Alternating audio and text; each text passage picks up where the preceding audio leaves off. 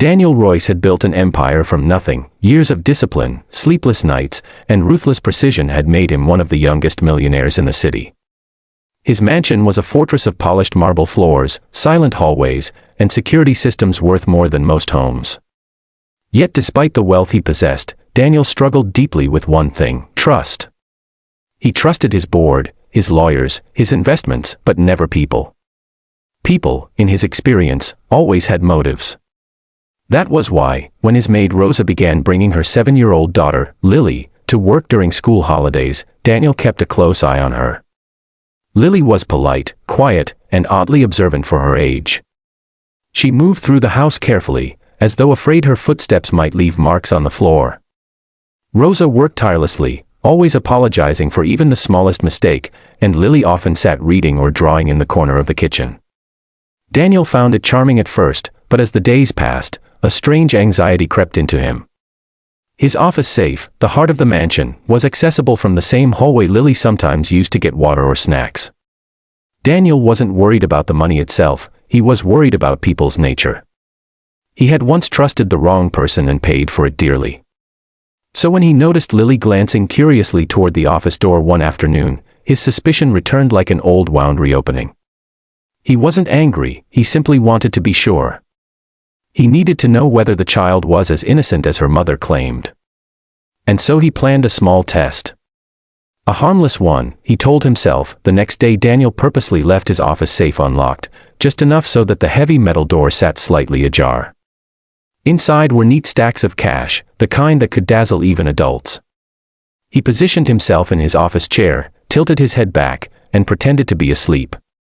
He would simply watch, nothing more. If Lily walked past without even touching it, he would know her heart was clean. If not, well, he would deal with it quietly, without embarrassing Rosa. Minutes passed, the soft ticking of the clock filling the room. Then he heard footsteps. Light, careful. Lily appeared at the doorway holding a small pink notebook. She seemed to hesitate, her gaze drifting toward Daniel first, checking whether he was awake. He didn't move. She stepped inside. The safe door caught her attention, its metallic frame reflecting the afternoon sunlight. Daniel felt his pulse rise. This was it, the moment that would reveal who she truly was. Lily approached the safe slowly. Daniel kept his breathing steady, maintaining the illusion of sleep.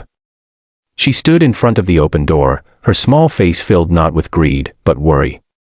She glanced again at Daniel, then at the safe, and whispered softly to herself, "This shouldn't be open." She reached out, not toward the money, but toward the notebook she held.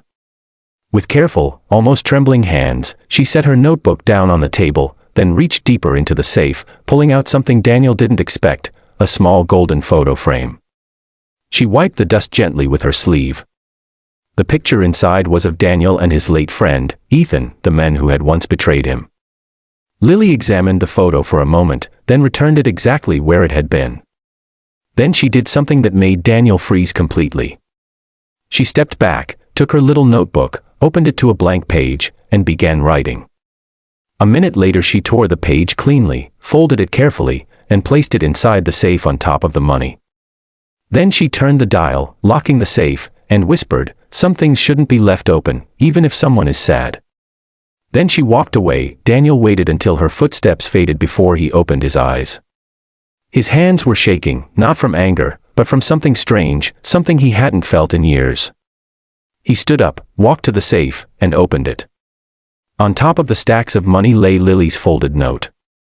He unfolded it and stared at the small, rounded handwriting. "Your memories are worth more than your money. Keep them safe." Daniel felt something break inside him, a barrier he thought would never fall. This child, this little girl he had suspected, had shown more integrity and empathy than most adults he had ever met.